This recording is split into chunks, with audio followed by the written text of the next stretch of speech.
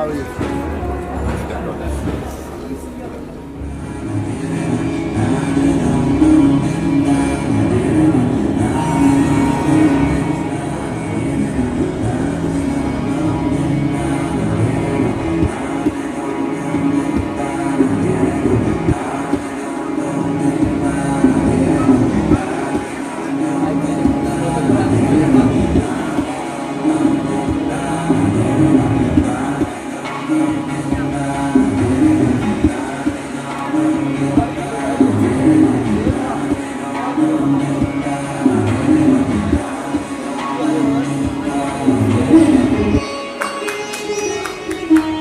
Let's hear it, guys. Let's open to the direct inaugurate this morning with lots of applause.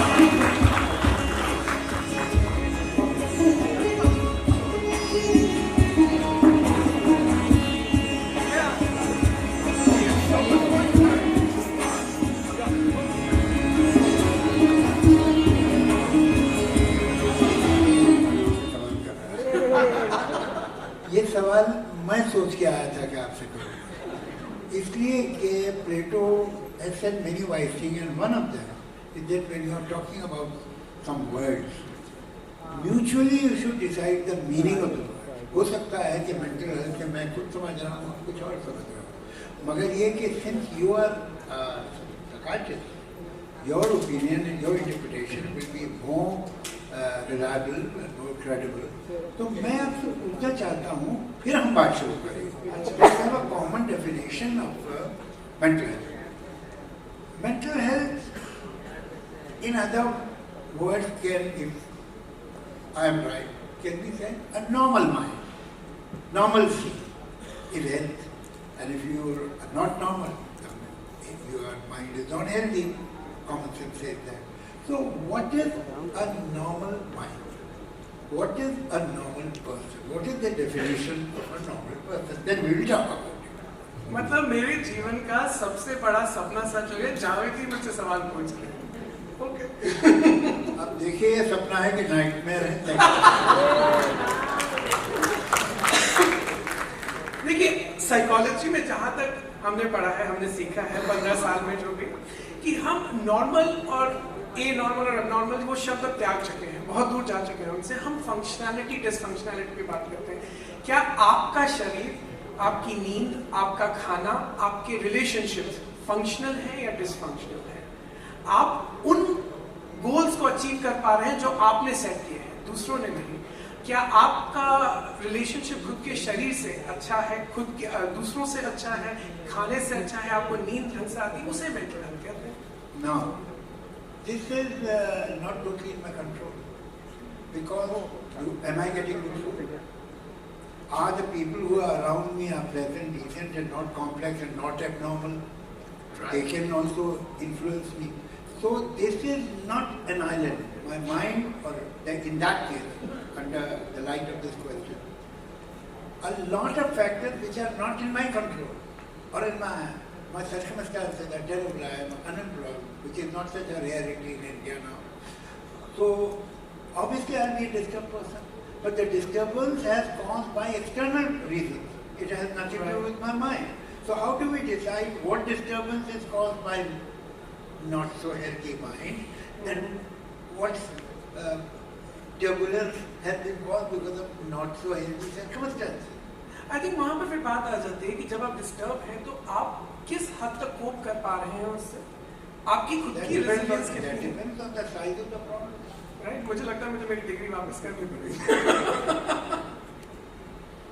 ये फर्क है ना. अगर छोटा सा प्रॉब्लम है आप उसे बहुत बड़ा बना रहे हैं तो गलत बात है, और अगर बहुत बड़ा प्रॉब्लम है जैसे आप प्रॉब्लम ही नहीं मान रहे हैं, that is also kind of a delusion. तो ये तो प्रॉब्लम शायद बताएगा ना कि आपको कितना परेशान होना चाहिए या नहीं होना चाहिए.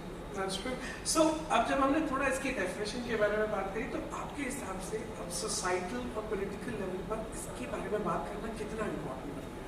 किस बारे में? मेंटल हेल्थ के बारे में इंडिया में बात करना कितना इम्पोर्टेंट है? हम Why India? All over the world. All over the world. You know, basically, what makes you a human being? That is not your kidney or liver or heart or intestine. It is your mind, which makes you different from rest of the animals. So obviously it's very important. Okay. हम सब अपने दर्द को समझने के लिए कहानियां सुनते और सुनाते हैं। क्या कभी ऐसा हो सकता है कि एक गलत रीजनिंग पे अच्छी राइम लिखकर हम अपनी प्रॉब्लम ज्यादा बढ़ा दें? आपको एक ऐसी बात बताऊं कि दुनिया में कोई बड़ा पोएट ऐसा कोई नहीं है जो गलत बातें लिखता हो, वो बड़ा पोएट ही नहीं बन पाया। जो ह्यूमैनिटेरियन है, जो बिलीव करता है लव पे, जस्टिस पे, इक्वालिटी पे, फेयरनेस पे, वही बड़ा पोएट है। ऐसा दुनिया में कोई पोएट ही नहीं है जो गलत वैल्यूज को ग्लोरीफाई कर रहा है और वो बड़ा पोएट है, हो ही नहीं सकता। जैसे you name one. That's true. I think मेरा सवाल ज्यादा इसके ऊपर था कि जब हम दुखी होते हैं, मान लीजिए जब मैं डिप्रेस्ड हूँ या मैं सैड हूँ, एंग्शियस हूँ, और मैंने एकदम से सैड पोइट्री पढ़ना चालू कर दिया, सैड चीजें देखना चालू कर दिया, तो वो मेरे डिप्रेशन को और बढ़ा सकती है। यस और नो? यस और नो, वही की सही रीजनिंग है, गलत। करेक्ट। बल्कि ज्यादा अपने गम को डिसोन करना अच्छी बात नहीं। It will hit you somewhere else. Right. अगर आजकल क्या है, हमारे पहले जो फिल्में होती थी उसमें कम से कम 1 या 2 सैड सॉन्ग होते थे। अब हमारी फिल्मों में सैड सॉन्ग नहीं, अब हमारे अच्छे दिन आ चुके हैं। उदास नहीं रहते। This kind of denial is very unhealthy. अगर आपको दुख हुआ है तो रो लीजिए ना, और उस दुख को एक्सेप्ट कीजिए। उसको डिनाई करना विल डिस्टॉर्ट योर माइंड। आपके हिसाब से इंडियन आर्ट और लिटरेचर के कौन सी ऐसी थीम्स और आइडियाज हैं जो मेंटल हेल्थ के लिए हेल्पफुल हैं और कौन सी ऐसी हैं जो डैमेजिंग हैं? इंडियन आर्ट लिटरेचर में ऐसे कौन से आइडियाज हैं जो आपको लगता है सबको पता होने चाहिए खुद की मेंटल हेल्थ को? डैमेजिंग बताना तो बहुत मुश्किल है, लेकिन ये कि लिटरेचर जो है ये बड़ी इंटरेस्टिंग चीज है। मैं खासतौर से लिटरेचर के बारे में बात करूँगा। It tells you 2 things which are ostensibly contradictory, going in opposite direction. One, दुनिया में कैसे कैसे अलग अलग तरह के लोग हैं, कैसी कैसी उनकी ट्रेडिशन है, कैसे कैसे रहते हैं। उसी वक्त एक और बात भी लिटरेचर आपको बताता है कि दुनिया में सारे लोग कितने एक जैसे हैं, उनके वही दुख है, वही सुख है, वही गम है। तो इमोशनल की जो सरगम है, इमोशन की कोई, तो हमें अच्छा लिटरेचर जो है वो एम्पैथी हमें पैदा करता है दूसरे इंसानों को, जिन्हें हम शायद जानते भी नहीं, जिनके घरों में हम कभी नहीं गए, जिनकी ज़बान भी हम नहीं समझते, उनसे हमारे दिल में मोहब्बत पैदा होती है और अंडरस्टैंडिंग पैदा होती है और एक क्लोजनेस की फीलिंग होती है। That is good literature. Any writing which is on the paper is not literature. Anything which keeps you away और expects you to be move away from the rest of the human being is bad writing, and that is bad literature. That cuts you off from the rest of humanity. तो इस पे आपने एक बहुत अच्छी बात करी हुई एम्पैथी पर। आजकल के बॉलीवुड में और पहले भी होता था, ऐसा नहीं कि कुछ आज की प्रॉब्लम है, जबकि जैसे रिलीजियस लोग जो भी हो जाए will never blame God for anything.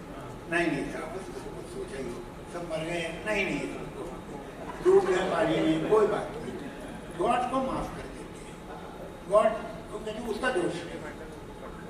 उसी तरह से जो शो बिजनेस के लोग हैं उनका गॉड है ऑडियंस।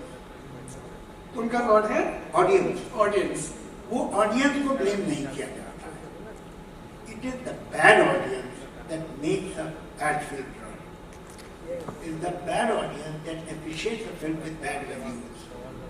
और मैं उम्मीद करता हूँ कि किसी भी फिल्म के जो प्लेज हैं, किसी भी मुल्क के जो फिल्म हैं, वो मैनिफेस्टेशन है कि उस सोसाइटी में क्या हो रहा है।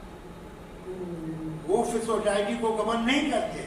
अरे वो प्रोड्यूसर तो has put his ear to the ground to know कि क्या लोग चाह रहे हैं, और जो चलता है उसी के पीछे भागता है। वो ये चलता क्यों है? एक वल्गर गाना है, स्ट्रेच इमेजिनेशन वल्गर कह सके। I left film of this issue. एक ज़माना था 80s में खास तौर से when songs either had 2 meaning or no meaning at all। तो मैं तो पिक्चर छोड़ देता था। लेकिन मुझे दुख इस बात का नहीं है कि लोगों ने ऐसे गाने रिकॉर्ड किए और पिक्चर में डाले। मुझे दुख इस बात का है कि गाने सोसाइटी ने सुपरहिट किए। तो जिसे आप कह रहे हैं ना फिल्में इन्फ्लुएंस करती हैं, it is the audience that influences the film. चोली के पीछे क्या है, ये मैं कितने घरों में गया हूँ, यहाँ माँ बाप ने बड़े प्राइड से कहा देखिए हमारी 8 साल की है बच्ची, पूरा कैसे परफेक्ट डांस करती है गाने में, और दिखाया। ये वैल्यू जब सोसाइटी की होंगी तो आप क्या एक्सपेक्ट करते हैं गाने कैसे होंगे और फिल्में कैसी होंगी? ये सोसाइटी जिम्मेदार है। Cinema is only the manifestation. It is like आप पल्स पे हाथ रख के कहें कलाई में बुखार है, कलाई में नहीं है बुखार, बुखार बॉडी में है। फिर वो कलाई वो आप करेंगे ना या कलाई करेंगे? इसमें थोड़ा सा डिसएग्रीमेंट कर सकता हूँ। जरूर जरूर। मुझे लगता है कि बॉलीवुड से ज्यादा भारत में कोई इन्फ्लुएंस नहीं है बड़ा। एक तो बॉलीवुड वर्ड बहुत खराब, हिंदी फिल्म इंडस्ट्री से बड़ा, ऐसा आपका ख्याल है? ऐसा मेरा ख्याल है। जी, ये लोग जो who are out to please the audience, who are out to please the path that be, इन लोगों के पास इतनी पावर है कि सोसाइटी को चेंज कर देंगे। You are all informative। ये खुश करने के लिए फिल्म बनाते हैं। जो भी आदमी खुश करने के लिए कोई काम करे वो कोई बहुत बड़ा काम नहीं कर सकता।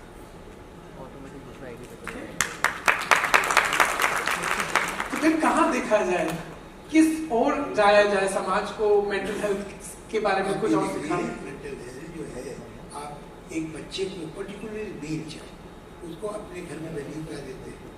उसने अपने घर में औरतों की कितनी इज्जत देखी, उसने अपनी माँ की कितनी इज्जत देखी, उसने अपनी बहन के साथ किस तरह का ट्रीटमेंट देखा। बच्चे जरा इसे ठीक कीजिए। जरूरी तो यहाँ से आप उसको वैल्यूज में, जब आप स्कूल जाता है तो उस स्कूल में क्या वैल्यूज मिलती है, उसे ये क्यों बताया जाता है तुम लड़के और रो रहे हो, क्या लड़कियों की तरह रो रहे हो, क्या बता रहा है आप उस बच्चे को? आप माँ बाप try to be very just. What is their language? अरे ये तुम्हारी बहन है इसे दे दो, मतलब you are asking for his compassion.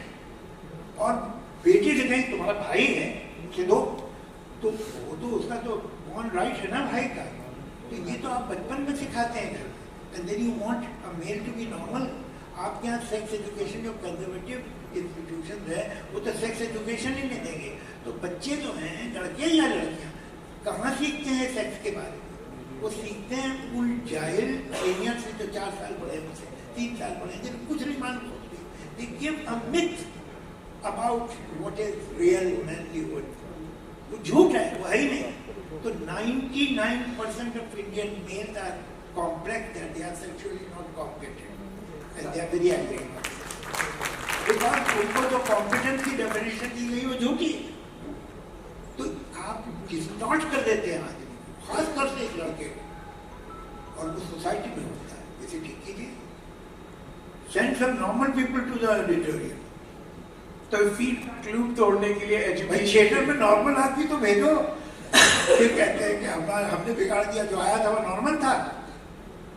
नहीं, सोसाइटी डिस्टॉर्ट द चाइल्ड। तो ये फीडबैक लूप अगर तोड़ना है तो आपको एजुकेशन पे, कल्चर पे पहले ध्यान देना होगा। बहुत ज्यादा देना। मैंने भी as a sex educator, when I'm looking and talking to people, it's the first thing that we see कि आपकी ज़्यादातर sex education या तो आपके 4 साल बड़े cousin से या pornography, यही 2 चीज़ें हैं जिससे कि आप सीखते हैं कि normal sex क्या है। तो फिर उसके बाद आप सिनेमा हाउस में नॉर्मल आदमी चाहते हैं, कैसे आएगा? कैसे आएगा? सही बात। और जब वो नहीं आएगा तो जो अच्छी पिक्चर होगी उसे नहीं देखेगा। डिस्टॉर्टेड रॉन्ग वैल्यूज की फिल्म होगी उसे खूब अप्रिशिएट करेगा।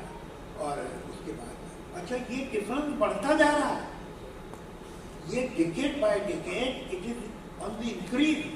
उसकी शायद एक वजह ये भी होगी, लेट बी फेयर, कि बहुत सा चीज़ जो है OTT पे चली गई है, TV पे चली गई है। तो there are many people who fulfil their quota of entertainment और such kind of diversion on OTT TV, तो वहाँ स्टैंडर्ड पे भी। अब सिंगल थिएटर जो है, जो थिएटर है मेन थिएटर, उसमें तो अब यही बढ़ रहा है। कैन यू इमेजिन कि आज मेन थिएटर में और ये मल्टीप्लेक्सेस में 2 बीघा जमीन रिलीज हो और सुपर हिट हो जाए, सुजाता रिलीज हो और सुपर हिट हो जाए, बंदनी रिलीज हो और सुपर हिट हो जाए, प्यासा रिलीज हो और सुपर हिट हो जाए, it's unimaginable. These were very good films. They were nice films and they were big hit. Is society ready or willing or generous or kind enough to make such kind of films big hits in the theatre? I'm afraid in most of the cases now, maybe there can be one exception or the other, but this is not the rule. It's a very nice thing to think about. कोई बहुत serious deterioration जो है society में हो रहा है. I think we should worry about that. I'm also worried about like the reaction that I saw. अभी आपने शायद ये सैयारा मूवी आई थी, आपने इसके बारे में देखा होगा, लोगों के reactions क्या हो रहे हैं थिएटर्स में. As a psychologist, I couldn't make sense of it. Obviously, मेरे पास theories हैं उसकी. Now I know the secret of that picture's success. Even as a psychologist, I'm looking, obviously, वो relatability है कि मतलब वो उसको छोड़ के गई है, लेकिन आज की transient दुनिया में एक steadfast प्यार है, वो मिल गया है, वो so but the reaction was very, मतलब मैं इसे पढ़ना चाहूँगा एक बार अपनी PhD thesis में कि आपका क्या reaction था वो. देखिए क्या है, हम धूप में चल रहे हैं और चलते चले जा रहे हैं, अचानक एक पेड़ आया जिसकी छांव है थोड़ी सी, कहीं नहीं भी है, बीच में से सनरेज भी पास हो रही है, लेकिन फिर भी एक छांव है, तो आप उसके नीचे जब खड़े होंगे तो कितनी शांति मिलती है. लेकिन you can't make it your home. घर तो नहीं बना सकते, लेकिन फिर भी सहारा तो मिला थोड़ा. तो इस तरह की फिल्म आ जाए, जैसे उसमें की म्यूजिक भी जो है उसमें ठहरा हुआ है, उसमें वो पुराना चार्म है जो पहले कभी हुआ करता था. Today music has become so frantic. The percussion is much above the voices. आप words सुनने में नहीं आते, कभी कभी सुनने में आ जाते हैं तो लगता है नहीं सुनने में आते वही अच्छा है. तो उसमें अगर एक फिल्म आती है जो परफेक्ट ना हो लेकिन थोड़ी सी आपको छांव प्रोवाइड करे, तो आपको because you are so tired of this ruthless sunlight that you feel good. That's beautiful. That's sure. That explains. उससे मुझे सबसे ज़्यादा समझ में आया जितना मैं खुद के दिमाग में. देखिए आप मुझसे ज़्यादा agree मत कीजिए, वरना conversation चलेगा नहीं. अच्छा ठीक है. Disagree with me. You are here to disagree with me, not agree with me. ठीक है. चलिए फिर थोड़ा सा और डिसएग्रीमेंट में ये बढ़ाते हैं कि आपने कहा कि कल्चर को बदलना होगा बॉलीवुड फिल्म इंडस्ट्री से पहले, लेकिन यहाँ पर एक बात ये भी है कि अभी तक कल्चर अपने आप सीखा नहीं है कि मेंटल हेल्थ के नुआंसेस क्या हैं.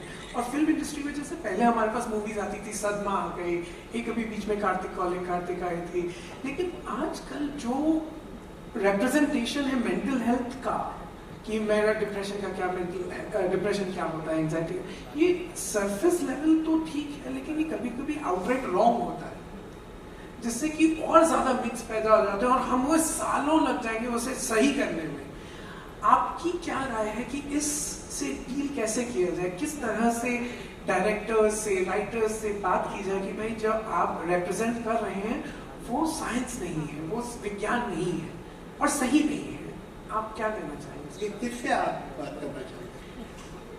जो लिख रहे हैं, जो बना रहे हैं मूवी, कि वो again you have gone back to square. वो प्रॉब्लम वहाँ का है नहीं. अच्छा, वो प्रॉब्लम जो है ये उसका सिर्फ मैनिफेस्टेशन. किसी ने बहुत अच्छी बात कही कि show me the advertisement of the society, I tell you everything about that society. कि ये एडवर्टाइजमेंट कैसे बनाए जाते हैं, वो कौन सी चीज़ है जो लोगों को ठीक लगती है. आपको सोसाइटी को करेक्ट करना होगा. आप शॉर्टकट ले रहे हैं और वो होगा नहीं.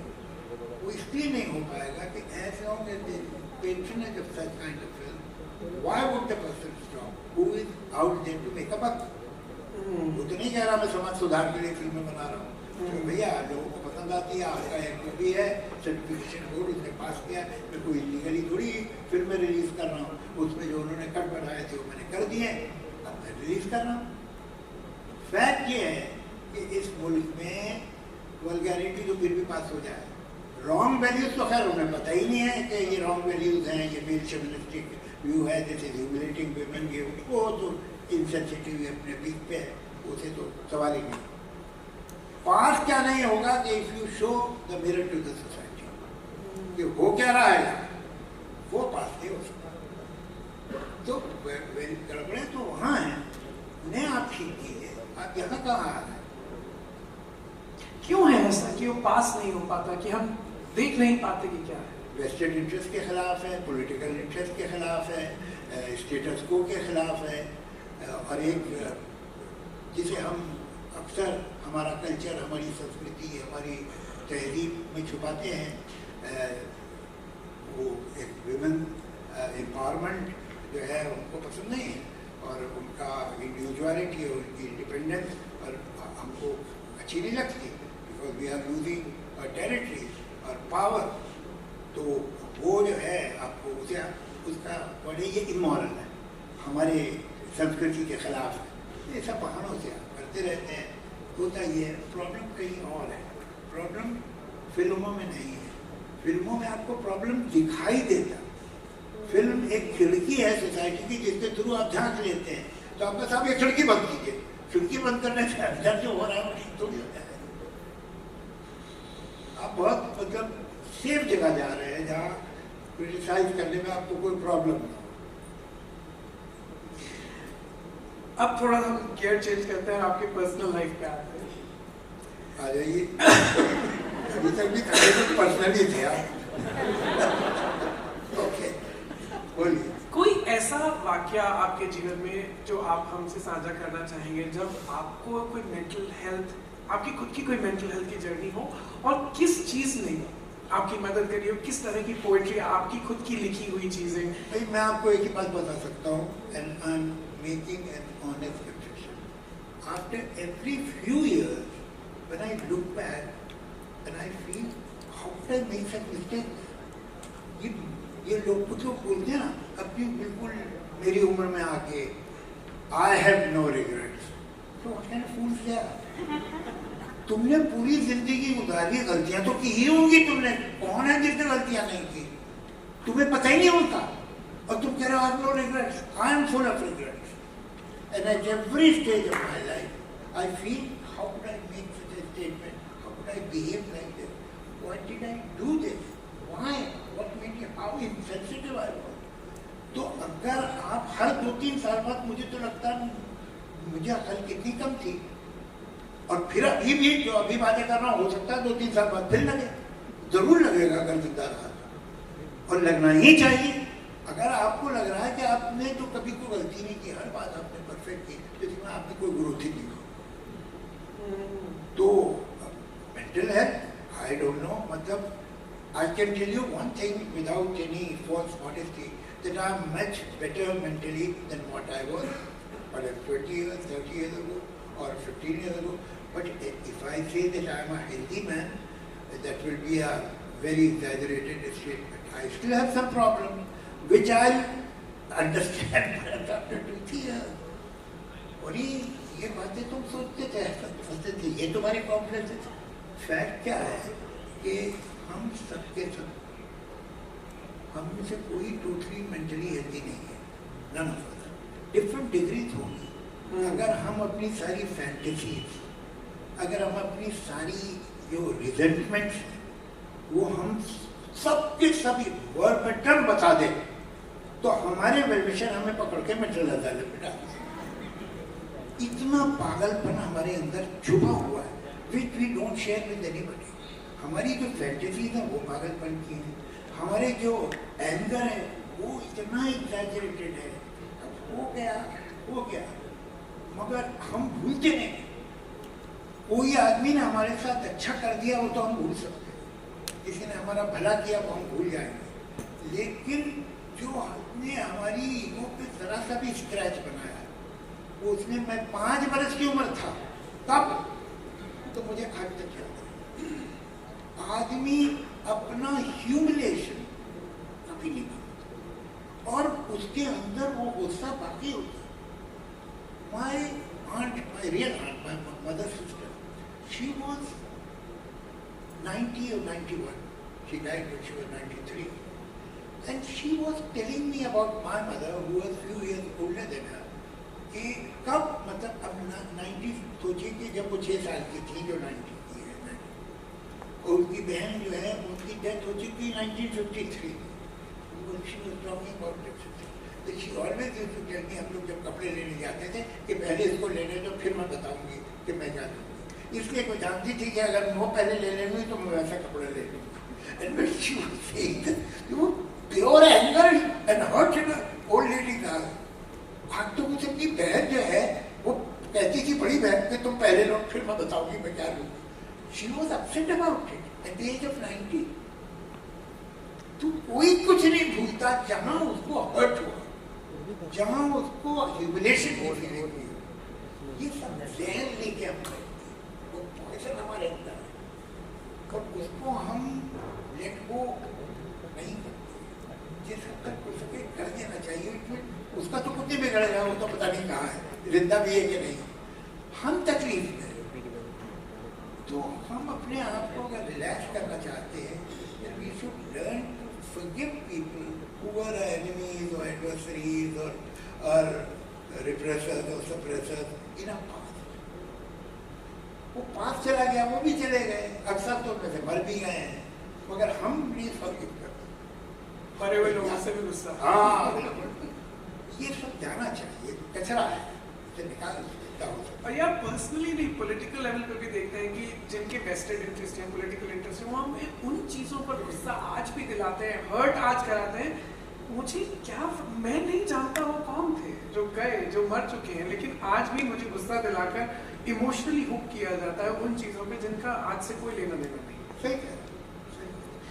सो क्योंकि आपने इसके बारे में पब्लिकली बहुत बात करी है और बहुत सारे लोगों के लिए एक उम्मीद बना, बहुत सारे लोगों को इससे हेल्प मिली है, क्या आप एक बार फिर, मैं जानता हूँ बहुत बार बात